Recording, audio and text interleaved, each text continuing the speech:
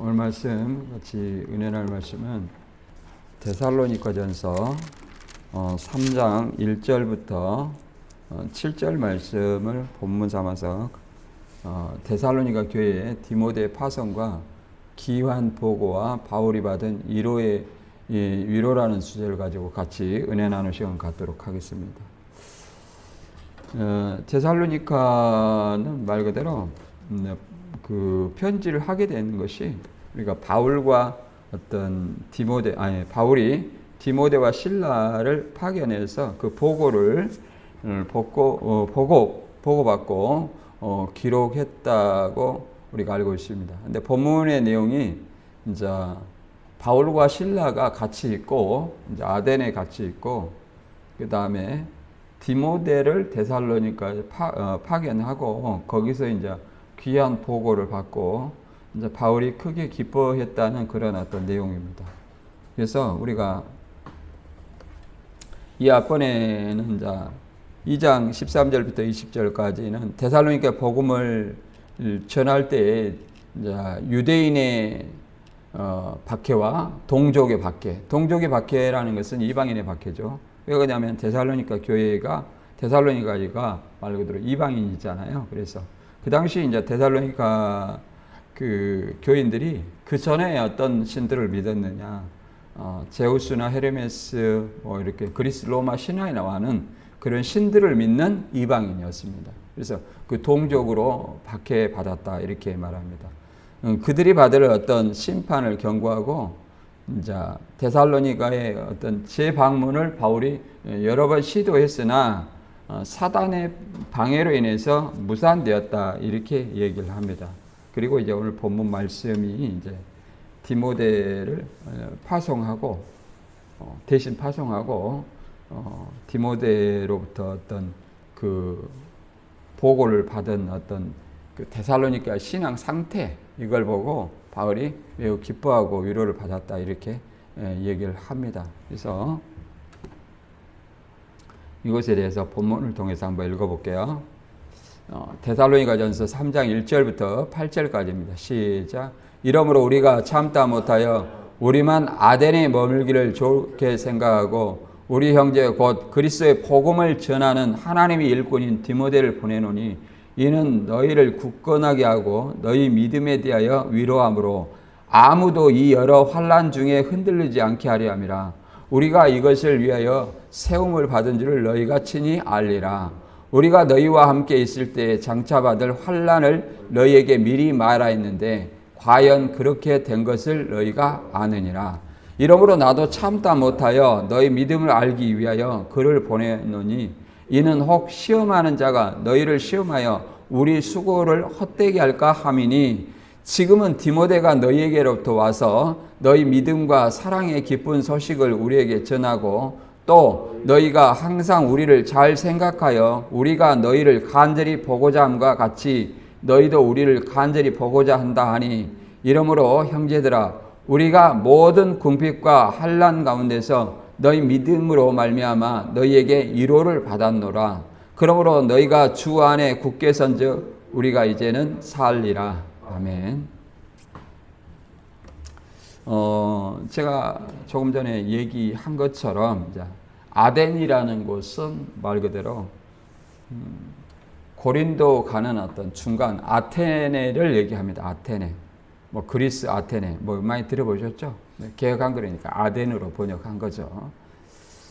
그래서 이제 거기 이 데살로니가에 대해서 사정을 알아보기 위해서 이 디모데를 파송을 했습니다. 거기를 파송하는 것은 이 데살로니가 교회에 대한 어떤 확신이 좀 부족했죠. 그래서 이 환난 중에 지금 데살로니가 교회도 환난을 받고 있죠. 유대인의 핍박, 그 다음에 동족의 핍박 이런 환난을 받을 것을 얘기했고 또 그들이 환난 받은 가운데 있는데 과연 흔들리지 않고 잘 신앙하는지 이렇게 디모데를 보내본다는 거예요. 근데 디모데를 뭐라고 하냐면 시험하기 위하여 너희를 시험하는 자가 너희를 시험하여 우리의 수고를 헛되게 할까 함이니 이렇게 얘기를 합니다. 그래서 디모데를 통해서 그 데살로니가의 교회 믿음을 알고자 이렇게 보냈다는 것을 알 수 있습니다. 그래서 이 데살로니가에서 이제 디모데가 와가지고 그 데살로니가 교인들이 여전히 핍박과 환란 속에서도 말 그대로 이 복음을 전한 바울과 동역자들을 나쁘게 생각하지 않고, 고린도는 예를 들어서 굉장히 뭐 사돈이 아니니 이런 파벌이 이런 어떤 안 좋은 어린아이 같은 생각을 했고 또 파벌을 형성했잖아요. 그런데 이 데살로니가 교회는 굉장히 그런 것이 없었다고 얘기를 합니다. 그래서 오히려 사도 바울과 동역자들을 보고 싶어하고 또 바울도 그걸로 인해서 굉장히 기뻐했다 이렇게 얘기를 하고 있는 내용입니다.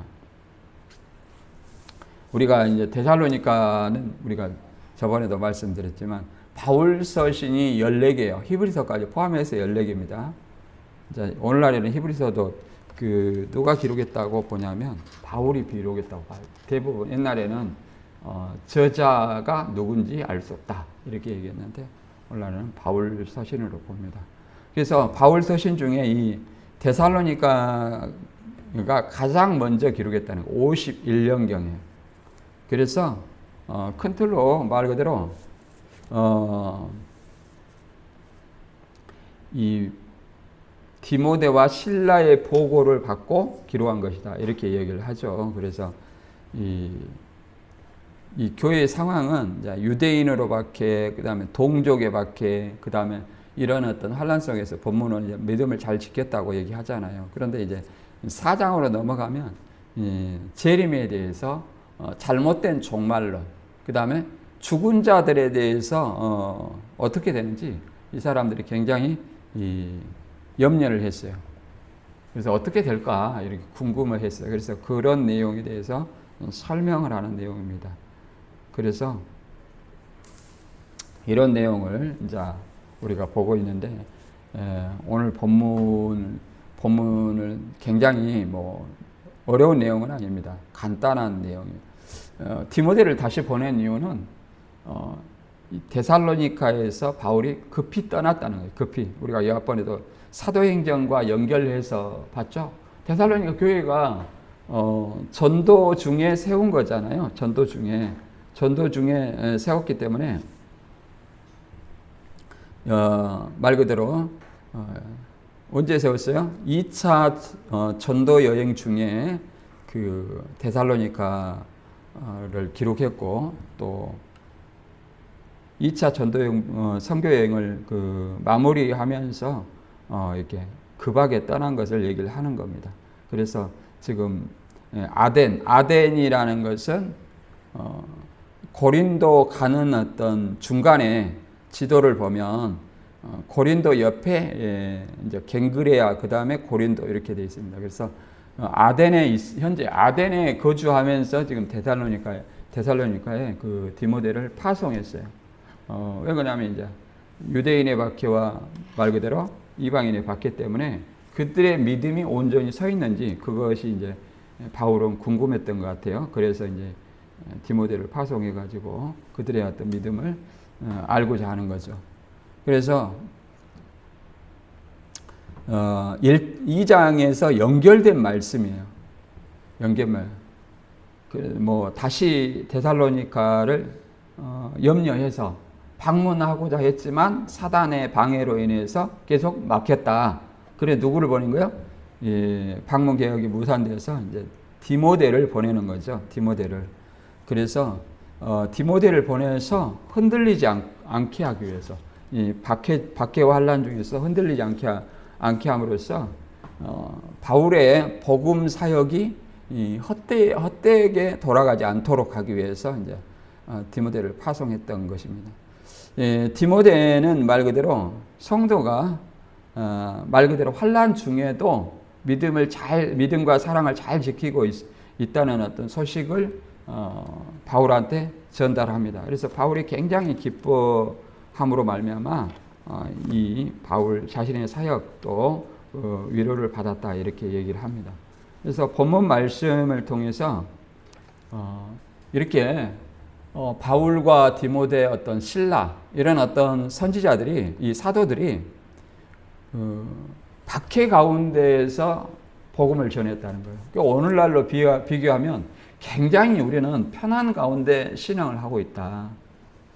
이 예수라는 어떤 메시아도 누구를 위해서 온 것이냐면 유대인을 위해서 온 거예요. 유대인의 메시아예요. 우리의 메시아가 본래 아니었어요. 그러니까 유대인의 메시아였는데 누구한테 온 거냐? 그들이 거부함으로 이제 이방인한테 향한 겁니다. 그래서 우리가 예수 그리스도의 복음을 믿음으로 값없이 의롭다함을 얻게 된 것입니다. 그래서 참 우리가 시대를 잘 타고났다. 그러잖아요. 오늘날에는 국가가 이렇게 다 종교를 보호해주고 있잖아요. 근데 이제 또 어떤 사람들이 있냐면 우리가 마태 7장 21절에도 나와 있지만 주여 주여 하는 자가 다 천국에 갈 것이 아니라고 얘기를 합니다. 그래서 그날에 예수님 오신 날에 많은 사람이 내 이름으로 와서 우리가 주의 이름으로 귀신도 쫓아냈고 주의 이름으로 많은 능력도 행했고 우리가 주의 이름으로 이런 어떤 여러 가지를 했다 이렇게 예수님 앞에 자랑을 하지만 예수님은 불법을 행하는 자들 내게서 떠나가라 이렇게 설명합니다. 그 말은 오늘날에 이제 유튜브나 이런 것들 보면 말씀이 홍수 속에 있어요. 홍수 속에 있지만 진정 아버지의 뜻은 말 그대로 관심이 없고 하나의 눈에 보이는 어떤 것들로 인해서 그들을 미혹하는 그런 말만을 하게 된다. 그런 것들을 많이 보게 됩니다. 또 성경에 무지하다 보니까 거기에 많이 또 따라가는 사람들이 있어요. 그래서 우리 자신들은 오늘 본문을 통해서 이 바울과 디모데 그들의 안타까운 심정 그러잖아요.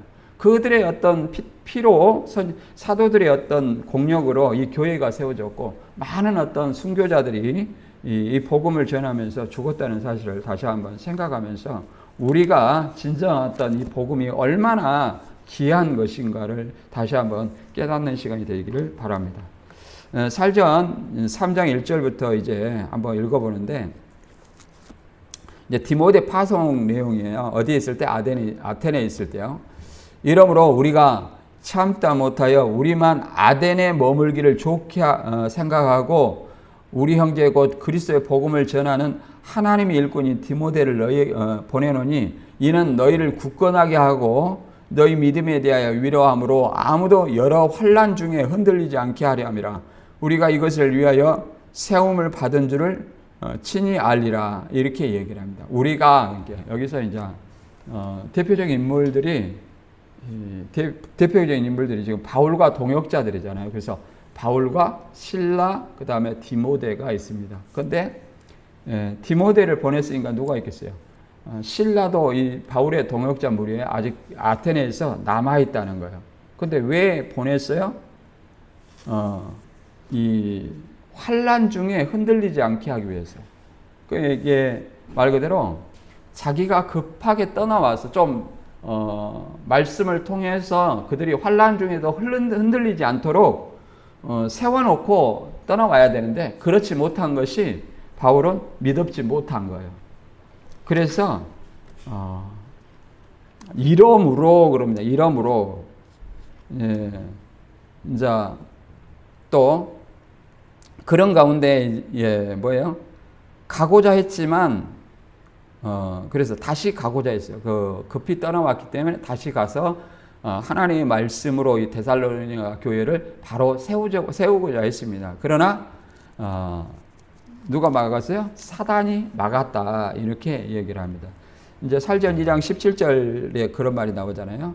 형제들아 우리가 잠시 너희를 떠난 것은 얼굴이요 마음이 아니니 너희 얼굴 보기를 열정으로 더욱 힘썼노라. 그러므로 나 바울은 한두 번 너희에게 가고자 하였으나 사단이 우리를 막았도다. 이렇게 얘기를 합니다. 이게 바울이 직접 가고자 했으나 사단이 막아서 결국은 누구를 보내냐? 디모데를 보냈어요. 그만큼 이제 데살로니가에서 자기가 충분하게 말씀을 선포하지 못했다는 것을 얘기를 하고 있습니다. 우리도 이렇게 새로운 신분이 있으면 어느 정도 이렇게 말씀으로 이렇게 세우고자 하나 그분이 중간에 공부를 안 한 경우가 있어요. 우리 교회도 이제 그러신 분들이 있는데 한두 번 해하고 됐어 이제 그만 예수 믿으면 됐지. 그리고 내가 유튜브 보면 됐지. 뭔 더 공부를 해야 되냐. 이렇게 얘기하는 분이 간혹 있어요. 그래서 그런 것을 볼 때 제 개인의 어떤 심정은 굉장히 안타까운 마음이 많이 있습니다. 안타까운 마음이. 유튜브로 보는 것하고 또 우리가 그러잖아요. 유튜브는 모든 사람에게 해당 이렇게 동일하게 나오지만 각 사람의 사정은 다 달라요. 지금 그러잖아요. 데살로니가는 바울이 일찍 떠나왔기 때문에 못 믿어온 거예요. 그 안에서 박해 가운데 믿고 있는데. 근데 우리 각 사람도, 우리 여기 교회 온 사람들도 다 다르단 말이에요. 믿음의 정도, 또 지식의 정도, 이런 게 다 달라요. 그런데, 이 바울과 같이, 이렇게 염려하는 사람의 생각을 하지 않고 자기 자신만, 이미 나는 그리스도에게 올바로 선자다, 이렇게 생각한다는 거예요. 너무 큰 착각이죠. 심지어는 마태 7장 22절에도 그러잖아요. 하나님의 뜻을 모르면 열심을 내어도 예수님이 뭐라고 그랬어요? 불법자라면 선지자 노릇하고 귀신 쫓고 많은 능력을 행했다고 이렇게 자랑을 하지만 결국은 예수님이 재림에서 이렇게 자랑하러 갔는데 너무 열심히 했다는 거예요. 자기 딴에는. 그렇지만 그들에게 예수님은 판결하시기를 불법을 행하는 자들은 내게서 떠나가라. 이렇게 말한다는 겁니다. 그래서 우리는 하나님의 뜻을 알고 행하는 것이 얼마나 중요한가. 항상 우리는 말씀 앞에서 나 자신이 낮아지고 겸손하고 그런 마음으로 믿음과 아는 것에 하나 되어서 장성한 분량에 이를 수 있도록 우리가 말씀을 배워야 되는 줄 믿습니다.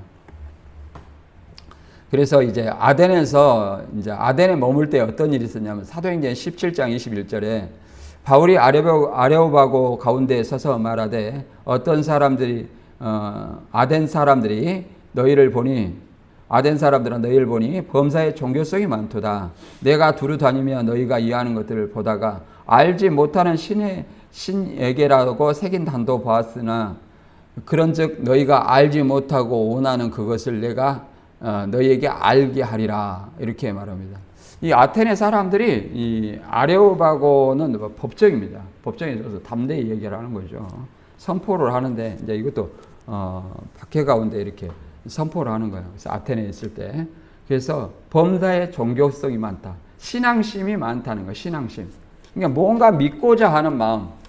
뭐 아테네도 믿고 황제 숭배도 하고 그다음에 또 혹시 부족한 어떤 신들 또 알지 못하는 내가 혹시 빼먹은 신이 있는가 알지 못하는 신 이렇게 내가 알지 못하는 신 이걸 이제 범신론처럼 이렇게 신앙을 하고 있단 말이에요. 그러니까 그들이 그 신앙심으로 뭔가 자기들에게 기륭 화복을 줄 수 있는 신을 찾는다는 것을 얘기합니다.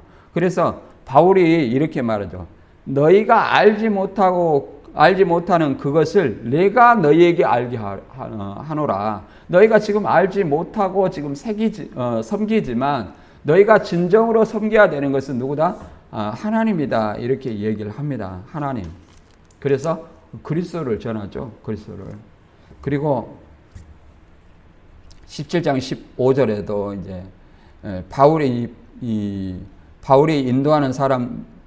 인도하는 사람들이 그를 데리고 아덴까지 이르러 그에게 실라와 디모데를 자기에게 속히 오게 하리라 명령을 받고 떠나니라. 바울이 아덴에서 그들을 기다리다가 그 성에 우상이 가득한 것을 보고 마음에 격분하여. 그러니까 바울을 인도하는 사람들이 그를 데리고 바울의 이제 안내자가 있었겠죠. 그래서 바울을 데리고 어디로 갔어요? 아테네까지 갔어요.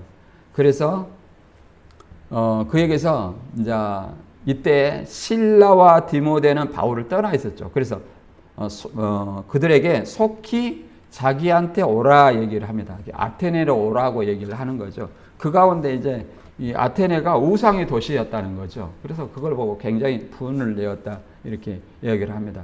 그러니까 이방인들 아테네나 말 그대로 갱그레아나 고린도나 이런 다 우상 숭배의 도시예요. 데살로니가도 마찬가지로 우상 숭배의 도시예요. 그래서 그들을 전도해서 세워놓은 교회가 이제 데살로니가, 고린도 뭐 이런 우상 숭배자들, 그 이방인들을 이렇게 복음을 통해서 바울이 세워놓은 거잖아요. 그래서 또 그 디아스포라 유대인들이 10명 이상만 모이면 회당을 만들잖아요. 그래서 회당에서 유대인들, 그 유대인들이 또 기독교인들을, 그리스도인들을 박해하고 또 이방인들이 그들을 박해하지 않습니까? 그래서 이런 박해 가운데 있어서 이 데살로니가의 사람들이 바울은 온전히 쓰지 못했다 이렇게 판단하는 겁니다. 그래서 누구를 보냈어요? 디모데를 보내서 그들이 여러 환난 중에, 환난은 뭐예요? 어떤 환난이었어요?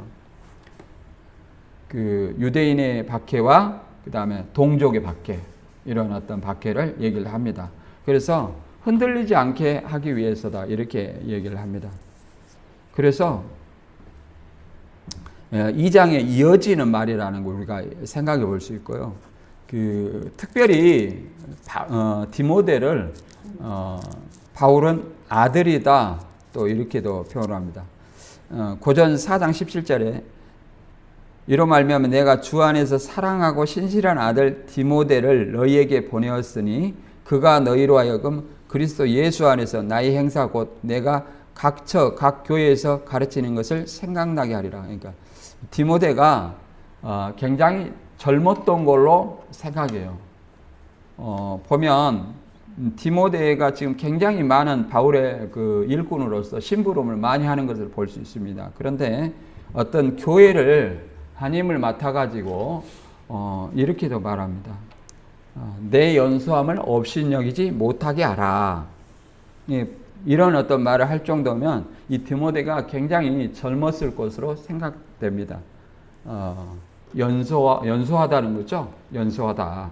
그래서 굉장히 열성적이었고 또 열성적으로 바울을 따라서 배우고 또 바울의 그 여러 심부름을 이렇게 일꾼으로서 심부름을 했던 것을 우리가 볼 수 있습니다. 그래서 데살로니가도 파송되고 그 다음에 고린도에서도 파송됐다는 것을 우리가 본문을 통해서 알 수 있죠. 그래서 그 아들이라고 얘기를 하죠. 신실한 아들.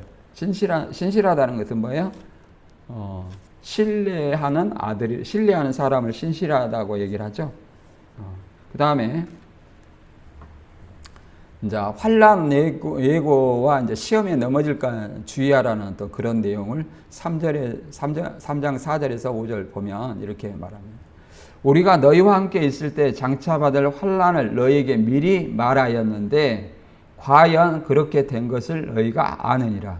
이러므로 나도 참다 못하여 너희 믿음을 알기 위하여 그를 보내었나니 이는 혹시 시험하는 자가 너희를 시험하여 우리 수고를 헛되게 할까 함이니. 자, 장차 환난 때문에 그러잖아요. 환난 때문에 누구를 보냈어요? 그 믿음을 알기 위해서 디모데를 보냈어요. 그런데 이 누구를 염려하냐면 시험하는 자. 이 시험하는 자는 것은 미혹자를 얘기하는 겁니다. 미혹자. 유대인이나 또 이방인 그런 자들을 얘기를 하겠죠. 왜 그러냐면 너희와 함께서 장차 받을 환난. 그러면 그 바울이 이 데살로니가 있을 때에도 그러잖아요. 속히 떠나온 것도 그들의 어떤 박해 때문에 떠나왔지만 그들이 남은 사람들도 동일하게 유대인의 박해와 이방인의 박해, 환난을 받을 것을 이미 바울은 미리 얘기했다는 거예요. 그래서 그것에 넘어질까 염려한다는 그들이 데살로니가 온전히 서지 못했다. 그래서 너희 믿음을 알기 위해서 누구를 보냈어요? 디모데를 보냈고 시험하는 자가 너희를 시험하여 우리 수고를 헛되게 할까 함이니 이 말은 우리 수고 바울과 말 그대로 실라와 디모데가 어디를 세웠어요? 데살로니가를 세웠는데 그들이 복음으로 데살로니가를 세웠는데 시험하는 자고 유대인의 박해와 이방인의 박해에서 다시 유대교로 돌아가고 또 이방 신을 섬기는 그들에게로 돌아간다면 바울이 한 수고가 어떻게 돼요? 헛되다는 걸 얘기를 하고 있습니다. 그런데 하나님의 백성은 반드시 여러 가지로 보면 시험 받는 것을 알 수 있습니다. 그러면 우리가 하나님의 시험도 있고 사단의 시험도 있어요.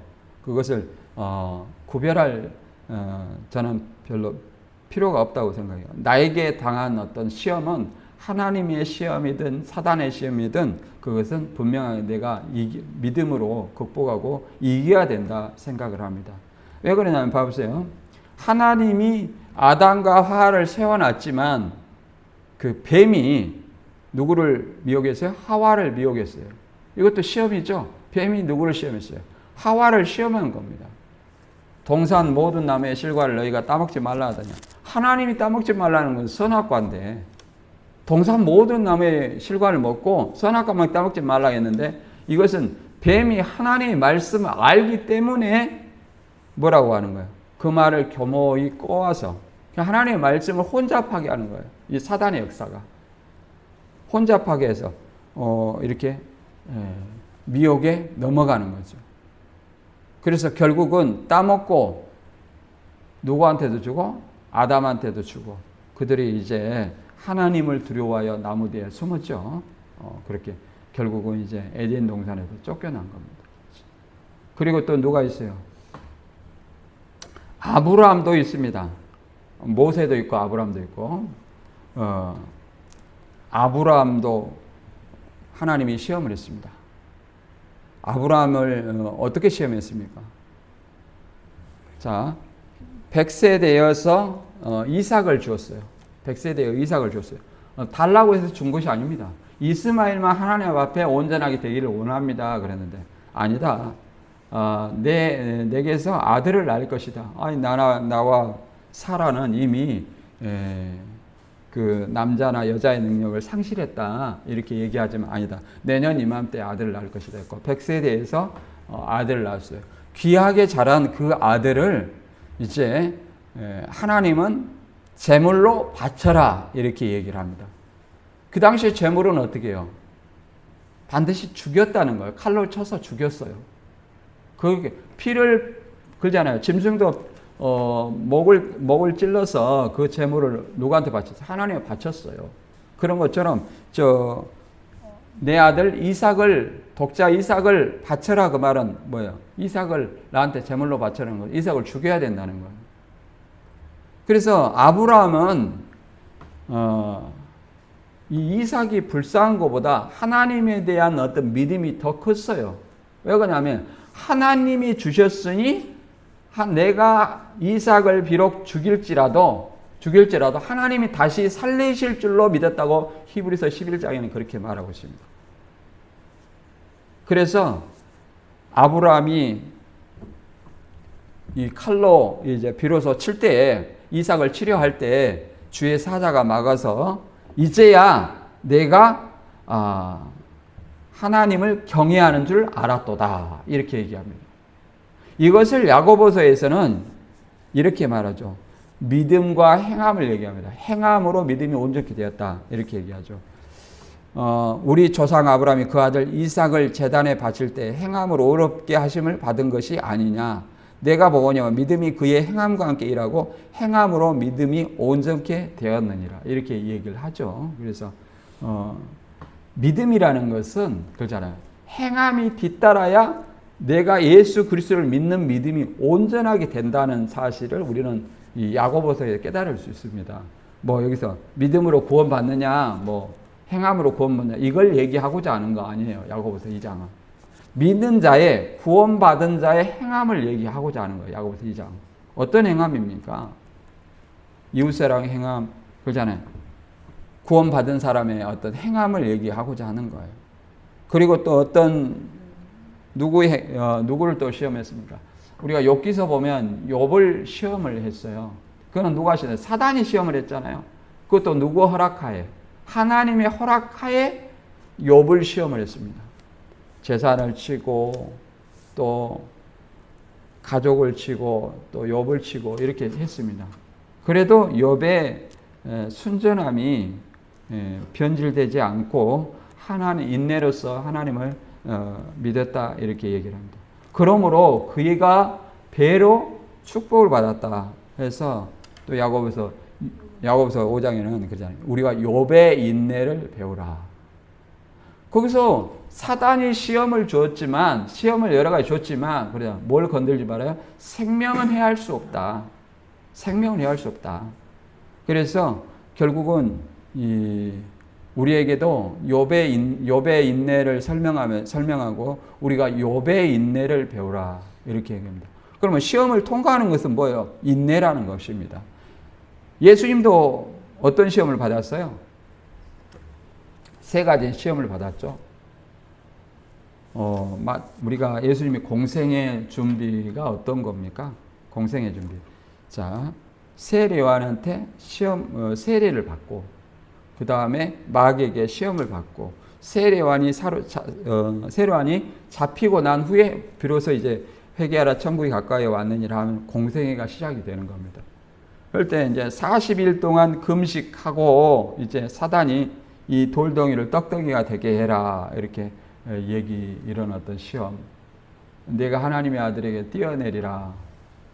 나에게 경배하면 천하만국을 주겠다. 이런 어떤 3가지 시험을 했지만 하나님의 말씀으로 사단을 이겼다는 거예요. 곧 다시 말해서 시험도 사단은 하나님의 말씀으로 시험한다는 거예요. 그래서 또 우리 자신이 스스로 시험받는 것도 있어요. 그래서 우리는 시험을 통해서 인내로 이기는 자가 온전해진 자고 그 온전한 자를 하나님이 들어 쓴다는 사실을 알아야 됩니다. 야고보서 1장 2절에 보면 형제들아 너희가 여러 가지 시험을 당하거든 온전히 기쁘게 여기라. 이는 너희 믿음의 시련이 인내를 만들어내는 줄 너희가 알미라. 인내를 온전히 이루라. 이는 너희로 온전하고 구비하여 조금도 부족함이 없게 하려 함이라. 그래서 하나님이 보시기에 온전한 사람을 만들기 위해서 시험을 이렇게 주신다는 거예요. 우리에게는 어떤 시험이 있습니까? 그래서 시험을 당하거든 기쁘게, 시험이 무슨 기쁘겠어요. 그러나 기쁜 마음으로 그것을 받아들이라 얘기를 합니다. 그러니까 믿음의 시련이 인내를 만들어내는 줄 알미라. 인내를 온전히 이루라 얘기를 합니다. 그래서 이 시련과 환난 이런 걸 통해서 인내를 만들어낸다고 이렇게 얘기합니다. 그리고 또 고전 10장 12절에 보면 그런즉 선줄로 생각하는 자는 넘어질까 조심하라. 우리가 나는 온전한 자다 생각하면 항상 교만이 싹트고 그 교만으로 말미암아 넘어질까 조심해야 되는 것입니다. 13절에 그러나 우리에게 시험을 주실 때는 사람이 감당할 시험밖에는 너희에게 당한 것이 없나니 오직 하나님은 미쁘사 너희가 감당하지 못할 시험 당함을 허락치 아니하시고 시험 당할 즈음에 또한 피할 길을 내사 너희로 능히 감당하게 하시느니라. 이렇게 말합니다. 다 감당할 시험만 우리에게 주신다는 거예요. 그러니까 내가 말씀을 붙들고 나아가면 반드시 우리는 그 인내를 이룰 수 있다는 거예요. 그래서 하나님 앞에 온전하게 될 수 있다는 사실을 성경은 말하고 있습니다. 그래서 보면 이 사도행전의 이제 이 고난에 대해서, 고난과 환난에 대해서 이런 말씀도 해주고 있습니다. 사도행전 14장 22절 제자들이 마음을 굳게 하여 이 믿음에 머물러 있으라 권하고 또 우리가 하나님 나라에 들어가려면 많은 환난을 겪어야 할 것이다. 그러니까 하나님 나라는 거저가는 것이 아니라는 거예요. 여러 가지 시험과 환난 예수님이 당했기 때문에 그러잖아요. 우리도 똑같은 예수님의 길을 따라가려면 예수님과 같은 십자가의 길, 또 여러 예수님의 어떤 당한 고난, 환난, 그 다음에 시험이 우리 앞에 다가온다는 거예요. 환난이 다가온다는 거예요. 그래서 예수님이 가신 그 길을 따라가려면 환난을 겪어야 할 것이다. 하나님 나라 들어간 자는 반드시 환난을 겪어야 돼요. 환난이 좋은 건 아니죠. 그러나 이런 환난을 통해서 어떻게 뭘 이루는 겁니까?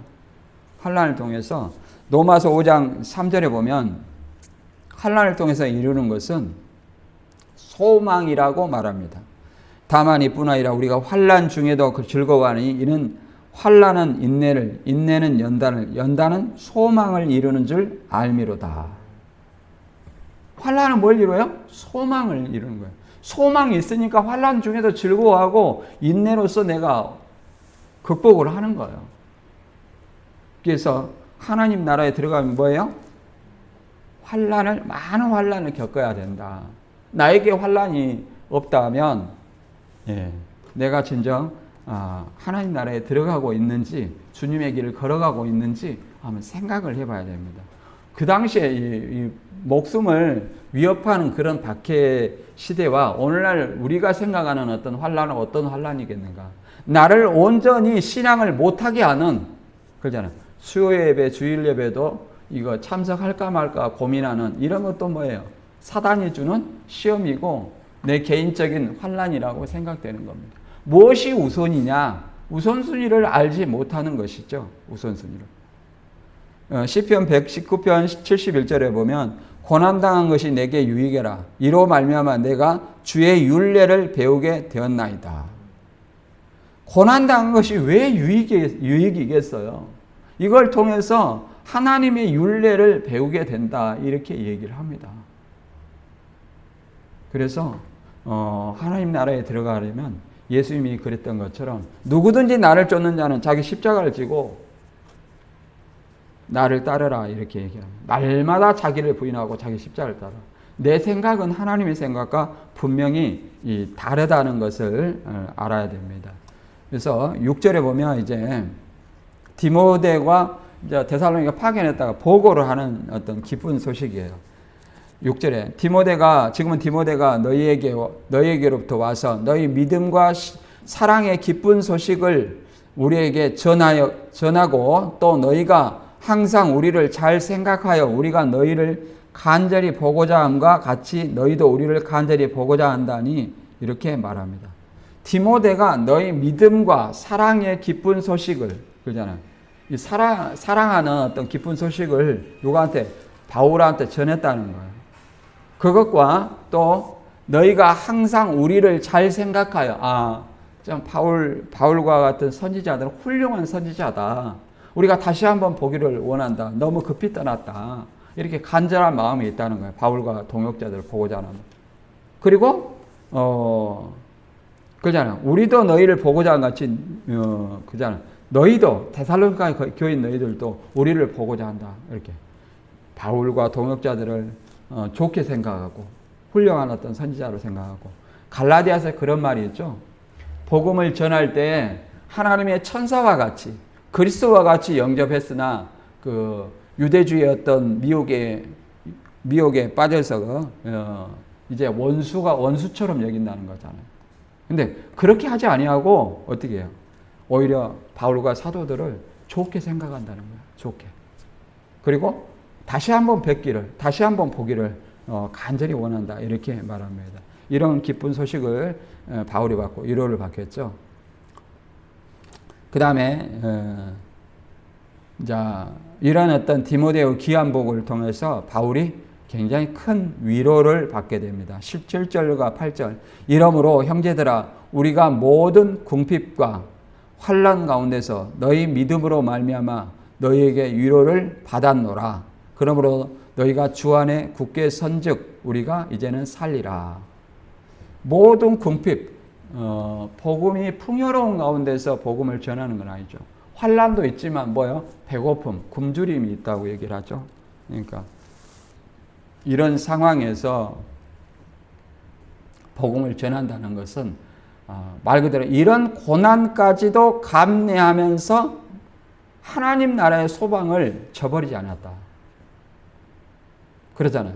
그런 가운데에서 이 복음을 전해가지고 이 데살로니가 교회를 세워놨는데, 그렇잖아요. 얼마나 그 마음이 두근방 세근방 하겠어요. 그들이 환란의 그 유대인의 박해와 이방인의 박해로 인해서 넘어질까? 온전히 세우지 못해서 급히 왔기 때문에. 그런데 그 데살로니가 그 교인들이 이 환란 가운데서 믿음으로 온전히 서고 바울과 동역자들을 다시 보고 싶어하는 그런 마음으로 통해서 굉장히 위로를 받았다고 얘기를 합니다. 그러므로 주 안에 굳게 선즉 우리가 이제는 살리라. 이제 굳게 섰다고 판단을 하는 거죠. 주 안에 굳게 선즉 이제는 우리가 너희가 온전하게 주 안에서 굳게 선 것으로 생각되어 이제는 살리라. 우리가 살리라. 이제 안심한다는 얘기죠. 그래서 사도 바울이 이제 박해는 이제 우리가 이 앞번에도 읽어봤지만 하나님의 말씀을 항상 바울은 어디다 먼저 전합니까? 이 메시아는 유대인의 메시아예요. 유대인의 메시아로 예수님은 왔지만 그들이 거부함으로 이방인인 우리에게 왔다는 거예요. 요한복음 1장 11절과 보면 자기 땅이 오매 자기 백성이 영접치 아니었기 때문에 이제 혈통으로나 사람의 뜻으로 나지 아니하고 오직 예수 그리스도를 믿는 자가 하나님의 자녀라고 얘기를 합니다. 하나님의 자녀. 그래서 사도행전 18장 4절에 보면 안식일마다 바울이 회당에서 강론하고 유대인과 헬란을 권면하니라. 자, 안식일마다 항상 이 바울은 유대인이잖아요. 자기 출신이 유대인이에요. 그러니까 항상 유대인을 생각 안 할 수밖에 없어요. 바울은 베드로가 그 유대인의 사도예요. 바울은 누구의 사도예요? 이방인의 사도예요. 바울과 바나바는 이방인의 사도라고 말합니다. 그런데 왜 유대인에게 복음을 전하려고 할까요? 그만큼 동족에 대한 그 긍휼함이 있다는 거예요. 동족에 대한 구분은. 저도 신천지에 나오다 보니까 신천지에 사기당한 미혹된 그 사람들이 불쌍히 여겨지는 거예요. 그런 것처럼 이 바울도 항상 먼저 이게 아시아 그다음에 유럽 이쪽에 복음을 전할 때 항상 이 디아스포라 유대인들을 회당에 먼저 전해요. 그러나 그들이 거부함으로 말미암아 이방인을 향합니다. 그들에게 전한 것은 이제 누구하고 전했냐면 18장 5절에 실라와 디모데가 마게도냐로부터 내려오매 바울이 하나님의 말씀에 붙잡혀 유대인들에게 예수는 그리스도라 밝히 증언하니 그들이 대적하여 비방하거늘 바울이 옷을 털면서 이르되 너희 피가 너희 머리로 돌아갈 것이요 나는 깨끗하니라 이후에는 이방인에게로 가리라. 그렇잖아요. 유대인이 거부하니까 항상 어디로 가요? 이방인이 간다. 대적하여 비방하니까 너희 피가 너희 머리로 돌아갈 것이요. 이 말은 에스겔 3장 17절 이하의 말씀을 연상되게 합니다. 네가 의인이라도 깨우쳐라. 이렇게 얘기합니다. 의인이라도 깨우쳐라. 깨우치지 아니하면 그 화가 너에게로, 그 피가 너에게로 들어간다. 악인이라도 깨우쳐라. 깨우쳐 듣지 아니하면 그 피가 너한테는 돌아오지 아니하지만 깨우치지 아니하면 악인이라고 깨우치지 아니하면 그 악인의 피가 너한테 돌아간다. 이렇게 얘기를 한 거예요. 그래서 바울이 지금 너희 피가 너희 머리로 돌아갈 것이다. 나는 듣든지 아니 듣든지 주님의 어떤 하나님의 일꾼으로서 전했어야 안 돼요. 전했다는 거예요. 그러니 나는 너희 피에 대해서 죄가 없다. 깨끗하다. 이렇게 얘기를 하는 거예요.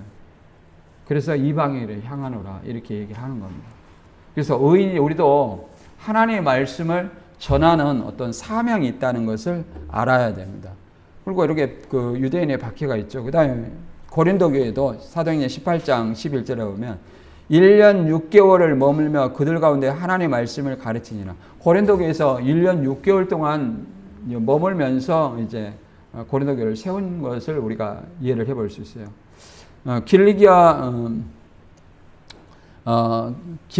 길리오가 아가야 총독 되었을 때 유대인이 일제에 일어나 바울을 대적하여 법정으로 데리고 와서 말하되 이 사람이 율법을 어기면서 하나님을 경외하라고 사람들을 권한다 하거늘 그랬잖아요. 바울을 대적하여 법정으로 끌고 가 이렇게 고소하는 거죠. 그래서 바울은 굉장히 어떤 하나님의 말씀을 전할 때 많은 박해를 받았다는 거예요. 목숨을 걸고 박해를 했다는 거예요.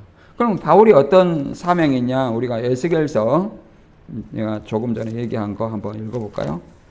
3장 17절부터 한번 읽어볼게요.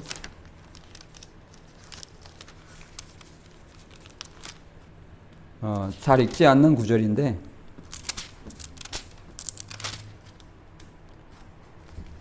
자, 3장 17절을 보면 인자야 너는 너를 이스라엘 족속의 파수꾼을 세웠으니 너는 내 입과 말을 듣고 나를 대신하여 그들을 깨우치라. 가령 내가 악인에게 말하기를 너는 꼭 죽으리라 할 때에 내가 깨우치지 아니하거나 말로 악인에게 일러서 그를 악한 길에 떠나 생명을 구원하게 하지 아니하면 그 악인은 그 죄악 중에서 죽으려니와 내가 그의 핏값을 내 손에서 찾을 것이고. 그러니까 악인이 악한 가운데서 죽어도 그러잖아요. 그 핏값을 하나님의 말씀은 파수꾼한테 찾겠다 이렇게 얘기합니다. 그러니까 악한 사람이라고 그잖아. 복음을 안 전하는 것이잖아. 그들에게도 복음을 전해야 된다. 전하고 그 악인이 돌이키지 아니하면 그는 그 악 중에서 죽지만 만약에 전하지 않는 악인이라고 전하지 않는다면 그 핏값을 내게서 찾겠다 이렇게 얘기합니다. 또 내가 또 의인이 그의 공의에서 돌이켜 악을 행할 때에 이미 행한 그 의는 그의 공의는 기억할 바 아니라 내가 그 앞에 거치는 것을 두면 그가 죽을지니 이는 내가 그를 깨우치지 아니했을지라. 그는 그의 죄 중에서 죽으리니와 그의 핏값은 내가 내 손에서 찾으리라. 그러나 내가 그 의인을 깨우쳐 범죄치 아니하게 함으로써 그가 범죄치 아니하면 정령이 살지니 이는 깨우침을 받음이며 너도 내 영혼을 보전하리라. 의인도 어떻게 해야 돼요? 의인도 범죄치 않도록 깨우쳐야 된다는 거예요. 만약에 깨우치지 아니하여서 그 의인이 악을 행하면 깨우치지 안 가면 그 의인도 그 악 중에서 죽겠지만 그 핏값을 누구한테 찾겠다? 너에게 찾겠다. 하나님 나라의 파수꾼에게서 찾겠다. 이렇게 얘기를 합니다. 그래서 우리의 어떤 사명은 어떤 것입니까? 항상 하나님의 말씀을